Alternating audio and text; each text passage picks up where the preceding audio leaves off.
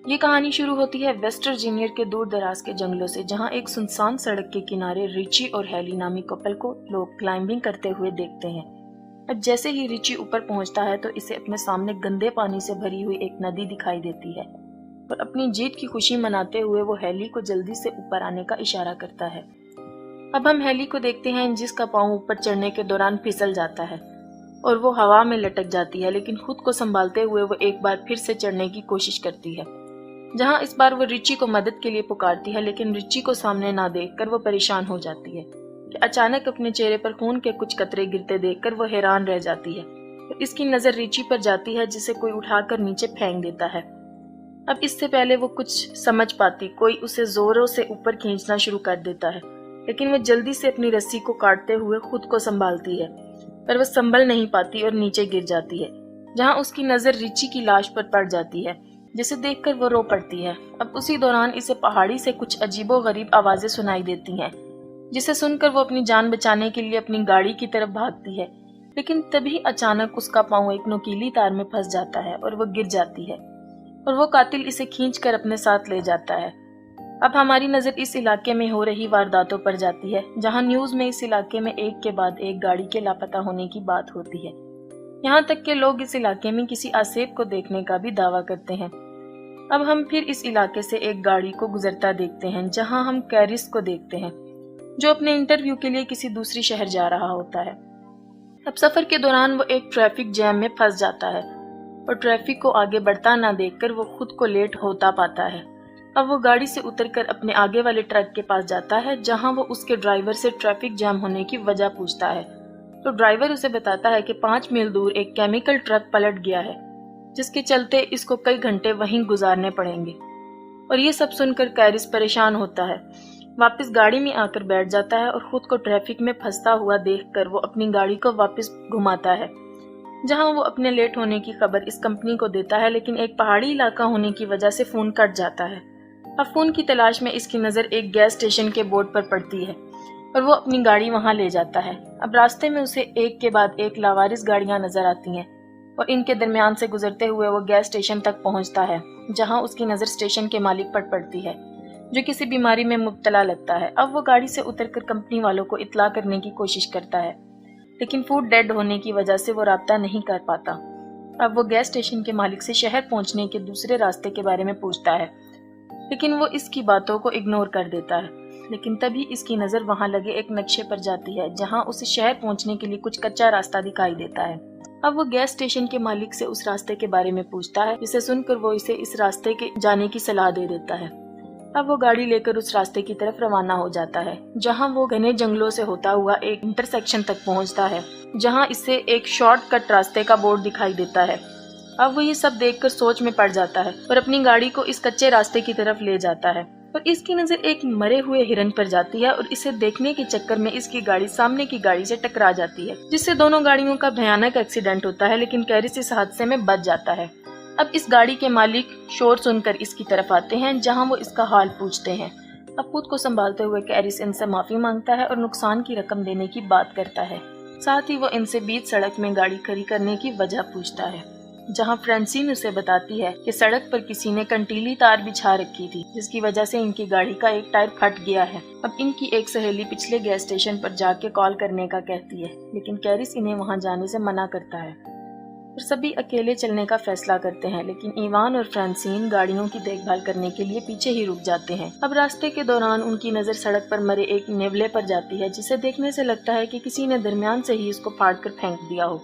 थोड़ी दूर जाकर इन्हें जंगलों में गाड़ियों के कुछ जलते हुए टायर दिखाई देते हैं, जिसे देखकर उसे खतरे का अंदेशा होता है और वो सबको आगे बढ़ते रहने का कहता है। वहीं फ्रांसीन और हम एवान को देखते हैं, जिन्हें पास की झाड़ियों से कुछ हलचल महसूस होती है और वो इस जगह को देखते जाता है और फ्रांसीन इसे वहां ना पाकर परेशान हो जाती है और इसे ढूंढने इसके पीछे जाती है। और जहाँ चलते चलते उसकी नजर इवान के एक जूते पर पड़ती है और वो जैसे ही वो इसके नजदीक पहुंचती है तो इवान कटा हुआ कान दिखाई देता है और वो इसे देखकर रोने लग जाती है कि तभी वो शख्स इस पर पीछे से हमला करते हुए इसे मौत की घाट उतार देता है। वहीं बाकी लोगों को हम रोड के आखिर में देखते हैं, लेकिन चारों मदद के लिए निकल पड़ते हैं। चलते चलते इनकी नजर एक घर पर जाती है। अब वो मदद मांगने के लिए घर की तरफ जाते हैं, कैरिस ढेर सारी गाड़ियों को देखकर परेशान हो जाता है और मदद मांगने के लिए घर का दरवाजा खटखटाता है। जल्द ही इनको पता चलता है कि इस घर में कोई नहीं है। अब वो सब कॉल करने के लिए घर के अंदर आते हैं, जहां इनकी नजर खाने के टेबल पर जाती है, जिसे देखकर लगता है कि बरसों से इस घर में सफाई नहीं हुई। और दूसरी तरफ चश्मे और गाड़ियों की चाबियां मिलती हैं। अब जैसे ही वो फ्रिज को खोलता है, इसके होश उड़ जाते हैं। हम फ्रिज में ढेर सारी इंसानी अज़ा को देखते हैं और जेसी को भी एक कमरे में वही कंटीली तार दिखाई देती है जिसने इसकी गाड़ी का एक टायर को फाड़ा था। अब ये सब देखकर चारों वहां से भागने लगते हैं कि तभी कैरिस की नजर खिड़की से बाहर जाती है, जहां इसे एक गाड़ी इनकी गाड़ियों के साथ वहां आते हुए दिखाई देती है। अब चारों घर के पिछले दरवाजे की तरफ भागते हैं, लेकिन दरवाजा बंद होने की वजह से चारों बहुत खौफजदा हो जाते हैं। वहीं दूसरी तरफ हम इस कातिल को अंदर आते देखते हैं। वो अंदर आकर फ्रांसीन की लाश को जमीन पर फेंकता है और हमारी नजर वहां कैरिस और जेसी पर जाती है, जो इसकी लाश को देखकर सकते में आ जाते हैं। और वहां हम पहली बार 3 आदमखोरों को देखते हैं, जो फ्रांसीन की लाश को उठाकर टेबल पर रखते हैं और अपने तेज धार औजारों से इसको काटना शुरू कर देते हैं। जहाँ ये खूनी मंजर देखकर जैसी ही कार्ली चिल्लाने लगती है, वैसे ही स्कॉट इसके मुंह पर हाथ रख देता है। अब कुछ देर बाद वो आदमखोर लाश को खाकर गहरी नींद में सो जाते हैं, जहाँ मौका पाकर सभी दबे पांव वहां से निकलने की कोशिश करते हैं कि इसी बीच एक आदमखोर की नजर इन पर पड़ती है, जिसे देखकर सब ही घर के पीछे भागना शुरू कर देते हैं। अब ये देखते ही देखते अचानक वो आदमखोर ढूंढते हुए वहां आ जाते हैं और कैरिस इनकी गाड़ियां चुराने का प्लान करता है और चिल्लाते हुए इसका ध्यान अपनी तरफ करने की कोशिश करता है, लेकिन तभी एक आदमखोर इस पर गोली चलाता है और वो जख्मी होकर गिर जाता है।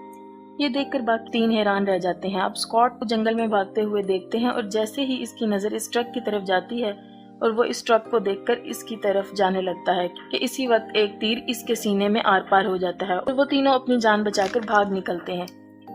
जहाँ कुछ दूर जाकर इनका ट्रक कीचड़ में फंस जाता है और इन सबको वो ट्रक वहीं छोड़ना पड़ता है। तीनों अपनी जान बचाते हुए जंगल से सड़क की तरफ निकल पड़ते हैं।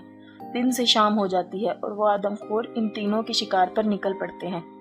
दूसरी तरफ वो तीनों थक कर एक जगह आराम करने के लिए रुकते हैं, जहाँ कार्ली इनको ऊपर देखने का इशारा करती है और जैसे ही वो पलट कर देखते हैं, इन्हें अपने सामने एक वॉच टावर दिखाई देता है, जिसे देखकर वो खुश होते हैं और हम इन तीनों को ऊपर चढ़ते हुए देखते हैं और ऊपर किसी को ना पाकर वो उदास हो जाते हैं। जैसी को वहाँ एक फर्स्ट एड बॉक्स मिलता है, जिसकी मदद से वो कैरिस की मरहम पट्टी करती है। दूसरी तरफ कार्ली को एक पुराना रेडियो मिलता है। कार्ली रेडियो ऑन करती है, मदद मांगती है, पर कोई आंसर नहीं आता।